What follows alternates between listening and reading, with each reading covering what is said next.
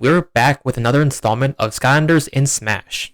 In this video, we'll be looking into the frosty, rugged, four-armed Yeti himself, Slam Bam. A water Skylander, Slam Bam decimates his enemies with unforgiving punches from his four fists, while also harnessing his control over ice to freeze them in their tracks. I hinted in the last video that the Skylander I was going to cover would have a moveset very similar to a certain Smash fighter. And now that we know it's Slam Bam, I'll give you 3 guesses as to who it could. It's DK. It's clearly DK. Slam Bam is basically if Donkey Kong had 4 arms and ice powers.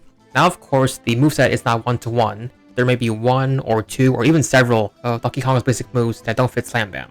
Not to mention that Slam Bam will most certainly have their own special moves based on their abilities in the main games. So with all that covered, let's get into the moves themselves. But before we start, don't forget to like the video and subscribe. Essentially, Slam Bam's basic moveset is almost the same as Donkey Kong's, except Slam Bam deals more damage, obviously due to the 4 arms. But to compensate for that, those moves come with a slow startup. Slam Bam's speed is also very slow, having the same speed as heavyweight fighters like Incineroar. This would also make him one of, if not the slowest Skylander in Smash. Now, since nearly every basic move is gonna be quote-unquote inspired by DK, I'm just gonna make this brief and list every one of said moves in no particular order. The rest I'll go a little more into detail, but I'll be sure to show what the attack would look like with the game footage. Even though Slam Bam has 4 arms, the animation itself shouldn't change. So, the moves taken from DK are the neutral attack, forward tilt, up tilt, down tilt, forward smash, up smash, down smash, nair, forward air, back air, up air, down air, grab and pummel, back throw, up throw, down throw, and edge attack. All that's remaining are the dash attack and forward throw, which are different from DK's to varying degrees. To start, the forward throw is actually not too different. The only difference is that Slam Bam doesn't carry the opponent over their shoulder like DK. He just simply tosses them forward. Dash attack, however, is significantly different. DK's dash attack is him rolling his body on the ground, striking players. Personally, I don't think this is suitable for Slam Bam because of how he moves in the main games. DK's dashing animation is him running on his hands and feet, which naturally would give him the momentum to roll forward. Slam Bam just walks normally on his 2 feet, and I haven't seen any footage of him running on all 6s, I guess. So in my opinion, a much better attack would be a shoulder tackle, before by fighters like Wario. As for the reason why, I'll explain later in the video.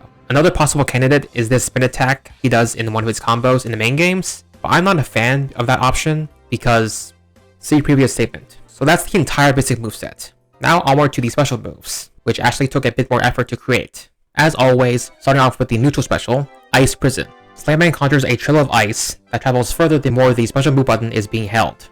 Once released, a large ice structure is summoned, trapping players in range. One big drawback to this move is that it only works when used on the ground. If used in the air, it basically does nothing. This detail is often shared with other specials that involve something being summoned from the ground, like Peach's Turnip or Isabelle's Lloyd Trap. Since an airborne version of the move doesn't exist in the main games, I did try to come up with an alternate version Slam Bam could use in the air, but then I figured that since Slam Bam isn't a very aerodynamic fighter, that it's best to just leave the move as is. Next, his side special is his wow power from Giants, Slay Me. Slam Bam mounts a giant sleigh made of ice, allowing him to travel faster and ram through enemies. Now I could have used the standard version of that move, Yeti Ice Shoe Slide, or even the Soul Gem upgrade, Yeti Cooling Factor, as the side special instead. But the problem with those was how the move would be executed in the air, as riding an ice shoe or an ice snowboard in those circumstances would look very awkward. A sleigh, on the other hand, makes perfect sense, thanks to a certain jolly old fellow. As for how exactly the move works, a good comparison is a slower but stronger version of Bowser Jr.'s Clown Car. Up next is the Up Special / Recovery, which like most of Slam Bam's basic moves, is a replica of DK's. Essentially, Slam Bam performs the same spinning motion to help him recover in the air, while also dealing heavy damage. But to make this move somewhat unique, I thought that since Slam Bam has ice powers, that he could freeze players with this attack if they sustain enough damage from it. However, what if it's not a replica? I mentioned earlier when I was covering the dash attack that Slam Bam can perform a spin attack with his arms for one of his combos, and the attack has several similarities to the spinning Kong. This was why I was against making this move his dash attack. Lastly, his down special focuses on another one of Slam Bam's combo attacks, where he ends by conjuring an ice hammer to slam on his enemies. Now how this works in Smash is very different from the main games. To put it simply, this attack is a mix of Zelda's and King Dedede's down specials. Slam Bam begins to construct the ice hammer in his 4 hands, much like how Zelda assembles the armor for a phantom. Slam Bam can slowly move in either horizontal direction while riding the ice hammer. which are the same traits shared with King Deity's Jet Hammer. Once fully charged, the attack deals devastating damage, possibly even triggering the special zoom effect some specials have. The move can be interrupted if Slam flinches at all, and the move deals significantly less damage if not fully charged, which makks sense, given that Slam would just be swinging the handle of the Ice Hammer. As a final detail, a fully charged Ice Hammer does freeze the target on impact. All that's left is the final smash, which unfortunately is a bit of a letdown, as it's another imitation of DK's. Slam final smash is basically Donkey Kong's Jungle Rush, where he performs a series of rapid punches before ending with one final uppercut. In Slam case, he would probably deal more damage, obviously due to the 4 arms, but an added detail, much like with the recovery, is that the opponent is frozen once they are sent flying. With all that out of the way, the only things left are the animations and cosmetics. Starting with, as always, the on-screen appearance, which is very fitting. An ice structure appears on the stage, resembling the ice prisons Slam creates. The ice then begins to crack more and more until finally, the entire formation shatters, revealing Slam as he breaks free, letting out a roar. No specific reference, but there are plenty of intros that involve breaking out of things, so close enough, I guess. Now for the taunts, the first being him pouting his chest with his 4 arms, much like he does in his trailers. Second is him letting out a roar with his arms outstretched, a taunt shared with fighters like Charizard. And the last taunt is literally something I just came up with off the top of my head while writing this script. Slam takes his 2 right hands and punches them into his 2 left palms. Ganondorf does the same thing for one of his taunts as well, obviously with 2 arms. Next is the crowd cheer, which is his catchphrase,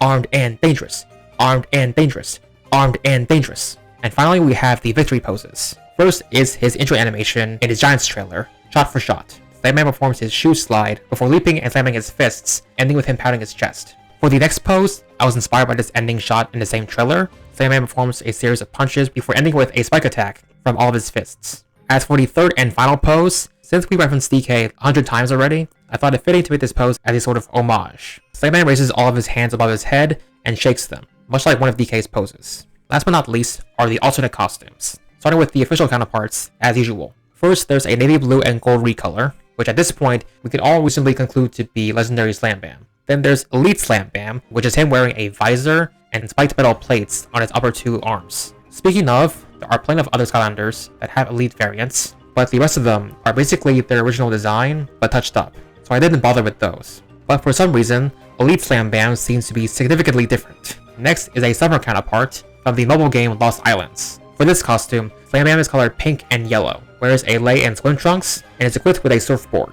Granted, it'd be very ironic for this counterpart to use ice powers, but regardless, this is still an official costume. And of course, there's Awakened Slam Bam from Ring of Heroes. Now remember earlier when I said I will explain why a running tackle will be best for Slam Bam's dash attack? Well, Awakened Slam Bam is him wearing armor that makes him look like a football player. So naturally, I thought a tackle move would be more appropriate. Now for the original variants. First is a dark variant, referencing Chaos's evil duplicate of Slam Bam, the evil Ice Yeti.